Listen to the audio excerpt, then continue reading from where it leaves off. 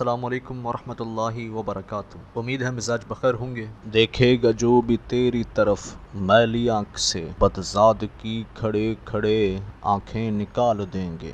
یوم تکبیر بہت بہت مبارک ہو۔ یہ ملک پاکستان جو ایٹمی قوت بننے کے بعد اسلام کے قلعے کی حیثیت اختیار کر چکا ہے، اور اسلامی دنیا میں یہ وہ واحد ملک ہے جو ایٹمی قوت ہے۔ بلا شبہ یہ دن ہمارے دلوں کو گرمانے اور حوصلوں کو جوان رکھنے کا اہم ترین ذریعہ ہے، جبکہ سچ کہوں تو اس میں ہمارے اپنے کمال سے کہیں زیادہ اس پڑوسی کا ہاتھ ہے جو ہمیں دبوچنے کو ہم ہاتھوں پر آہنی دستانے چڑھا کر رکھتا ہے۔ اس کا بس چلے تو وہ ہماری ایک نہ چلنے دے اور پل بھر میں وطن عزیز کو صفائے ہستی سے مٹا دے، لیکن اڑچل ہے تو ایٹمی طاقت کا ہونا، باقی بزدلی کا تو تذکرہ ہی کجا۔ دراصل بھارت جیسا دشمن ہونا سب سے بڑی نعمت ہے، جس کی وجہ سے سوئی تک بنانے میں سستانے والی قوم ایٹمی قوت بن گئی ہے۔ لیکن یاد رہے کہ کافر مسلمان کے ایمان سے خوف کھاتا ہے، اس کے ایمان کی طاقت اس پر لرزہ طاری کرتی ہے، اس کے ایمان کی ہیبت اسے گھٹنے ٹیکنے پر مجبور کرتی ہے۔ اس لیے میں دعا گو ہوں کہ اللہ ہمیں ایسا سپہ سالار عطا فرمائے جو اس پاکستان کو واقعتاً اسلام کا قلعہ ثابت کرے، اور یہ ہر فورم پر مسلمانوں کے لیے نہ صرف آواز اٹھائے بلکہ ان کے لیے عملی جدوجہد کا نمونہ بھی ثابت ہو، کیونکہ اگر ایمان